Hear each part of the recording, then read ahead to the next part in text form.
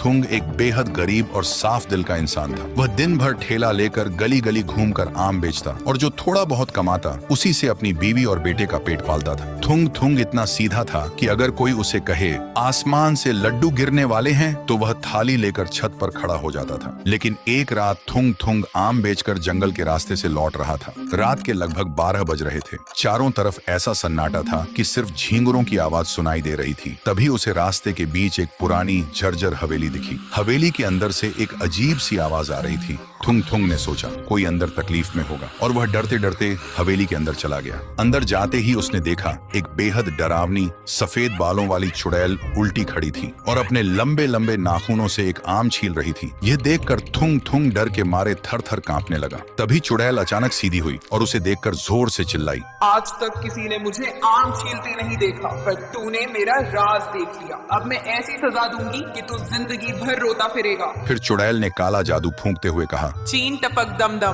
तेरी आंखें बन जाए तरबूजा एकदम। अगले ही पल थुंग की आंखें दो बड़े तरबूज जैसी हो गईं। थुंग इतना डर गया कि बिना पीछे देखे वहां से भाग निकला। फिर सुबह जब थुंग अपने घर पहुंचा तो उसकी बीवी ने जैसे ही दरवाजा खोला वह डर के मारे चिल्ला उठी, भूत भूत, और घबरा कर थुंग के सिर पर बेलन दे मारा। थुंग रोते हुए बोला, अरे पगली, मैं भूत नहीं, तेरा पति थुंग हूँ। और जब गांव वालों ने उसे देखा तो सब डर के मारे भागने लगे। लेकिन जब उन्हें पता चला कि यह वही सीधा सादा थुंग है तो उनका डर मजाक में बदल गया। कोई उसे हेडलाइट कहता तो कोई हंसते हुए कहता, थुंग जरा संभल कर चलना, कहीं तेरी आंखें रास्ते पर गिरकर लुढ़क न जाएं। सुनते ही बेचारा थुंग कोने में जाकर रोने लगता। उसका आम बेचना भी बंद हो गया क्योंकि जो भी आम खरीदने आता वह उसकी आंखें देखकर ही डर जाता। थुंग अंदर से टूट गया। उसने सोचा इस श्राप से तो मौत ही भली, और वह अपनी मौत मांगने वापस उसी चुड़ैल के पास चला गया। वहाँ चुड़ैल बैठकर आम का अचार बना रही थी। लेकिन जैसे ही उसने थुंग को देखा वह जोर से हंसने लगी। थुंग रोते हुए बोला, चुड़ैल जी, मुझे मार दीजिए, मेरी बीवी बच्चे भूखे हैं, गांव वाले मेरा मजाक उड़ाते हैं। मैं इस साफ दिल से सबकी मदद करता था, पर मुझे क्या मिला। ये कहते कहते थुंग के तरबूज जैसी आंखों से बड़े बड़े आंसू निकले और सीधा चुड़ैल के अचार में जा गिरे। और चुड़ैल ने जैसे ही वह अचार चखा